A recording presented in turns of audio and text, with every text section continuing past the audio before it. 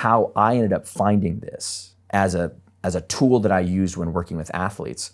I did this when I played football, and I was a college football player who had a scholarship. I was a nationally ranked badminton player back in Canada as well. Okay. You know, football, badminton, they always go together quite well. But I just loved sport. But I was always so insecure about how skinny I was. I was one of those kids, I just could not put on any weight whatsoever. I was tall, or tallish, I was 6 foot, but I was 156 pounds soaking wet. But I had this destroyer mentality when I went on the football field. But if I was attaching that to Todd, who's the skinny guy, didn't seem to work. So I built out an alter ego that was going to go out and play for me. And it was a composite of my two superhero inspirations in football, Walter Payton and Ronnie Lott. And the other two were, or the rest of it was a tribe of Native American warriors. Where I grew up in this big ranch and farm in Western Canada. And it's rich in Native American history all around us. And I used to get on my horse Cracker Jack and ride around on the farm and try to find the old fire rocks and dig around for arrowheads and just artifacts. And as a kid, and I was just romantically just so infatuated with that culture and the warrior mentality that they had. Did you have a name for yourself? I did, which is, I talk about in the book, the importance of giving something a name. And it was Geronimo. So Geronimo, and actually, can I walk through with people how, because it can actually teach them how to actually build a mental movie theater in your own head. Because I'm trying to think of what my name needs to be. So but the movie and all that. So please walk us through. So one of the things I teach people about is the power of building your own mental movie theater in your mind, where you go and you practice your skills, you start to associate yourself with doing something so that when the time comes, you can more comfortably execute it in a flawless fashion, right? And because the brain, when you're experiencing something that's new, will go to a place of, it'll look for pattern. If it can't find it, it'll go to a default mode of however you normally respond in a situation. So if you're a shy, nervous person, you're gonna show up now shy and nervous, despite the fact this is a great opportunity. You've just met someone who could be a great partner in your business, or someone that you've always wanted to connect with, but you don't go up and introduce yourself, or you're in the boardroom and there's an opportunity for you to say something with a great idea, but then you don't because you're concerned about what everyone else is going to think of you. Right. And you have the idea and you have the credibility, you just don't do it. You just don't do it. Right. Yeah. So you had the capability, but it didn't get out. Okay. So the mental movie theater. So I had this, I go inside, first I'm in the locker room and I'm getting ready. I just put on my shoulder pads. The jersey isn't on top yet. And I would had my helmet next to me, and I had 5 trading cards, like football trading cards. 3 were of Walter Payton and 2 were of Ronnie Lott. And we're gonna get to why I had a physical thing later. Yeah. Okay. So then I go into my mind, close my eyes, and I start to imagine me walking into the door of this crushed red velvet movie theater, like old school, and that's where I would go and I would think about things.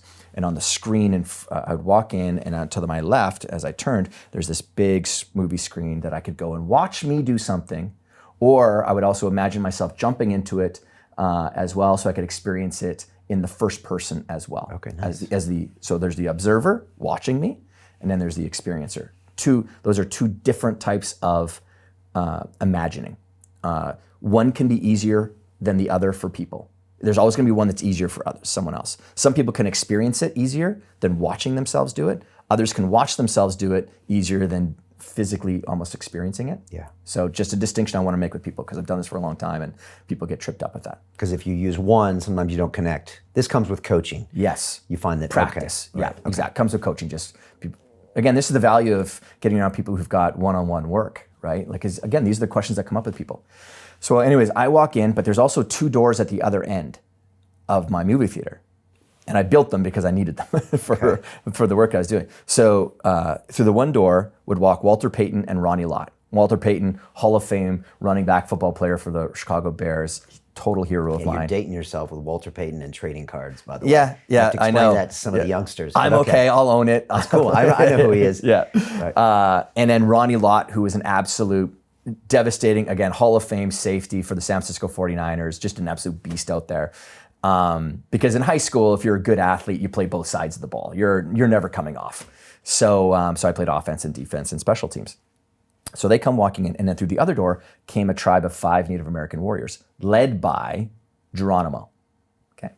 So they all walked towards me, and Geronimo was holding 5 trading cards in his hand. So they'd walk towards me, and as they approached, Walter Payton would say to me, take each of these 5 trading cards as a representation and an embodiment of how all of us would show up on that field with you. And that's when Geronimo would hold out his hand with the 5 cards. And then I would reach out and I would grab them. So now we're both holding them. And then I would go to pull them away. Even in my own mind, I'd pull them away. But then Geronimo would tighten up and he'd pull them, tug them back, as Walter Payton would say to me, but don't you dare, he'd lean in, don't you dare dishonor our memory and how we would show up by not bringing all of us onto that field to like cement that emotional connection. That's heavy, man. Yeah. Walter's saying that to you. That's pretty deep. I know. Okay. And so then Geronimo would release and I would take them. Okay, so now I have them.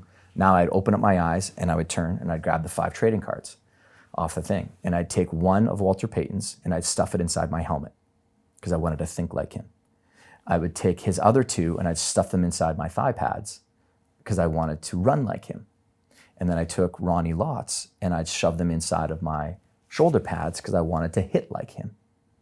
And then I'd put on my helmet, so my jersey would go on now, and I'd kind of get up and get myself sort of dressed more. And then I would put on my helmet and leave the chin strap unbuckled.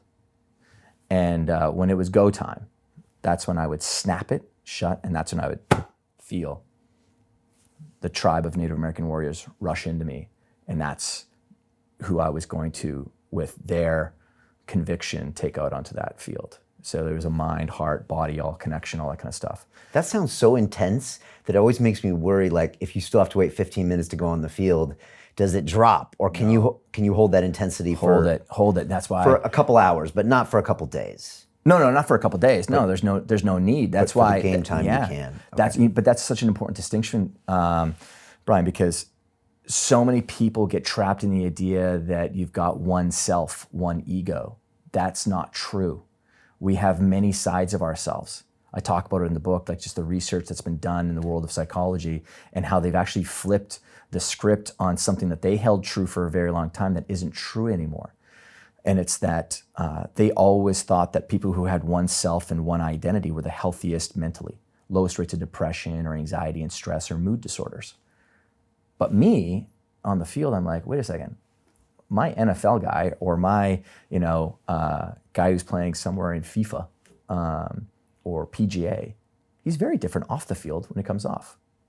You don't want some of my guys coming off the field and being that way in the regular world. Yeah, we don't want you as Geronimo now. As a parent either. Right. My kids don't want that. Well, that's the thing. You become Mr. Rogers when you're at home. Exactly. Right. Okay. I don't want to take away from it. Yeah. We'll get there. But I thought that was fascinating that you would have an alter ego of this, guy in a sweater when you're at home. But it made total sense. And I mean, I guess we'll get into that at some point.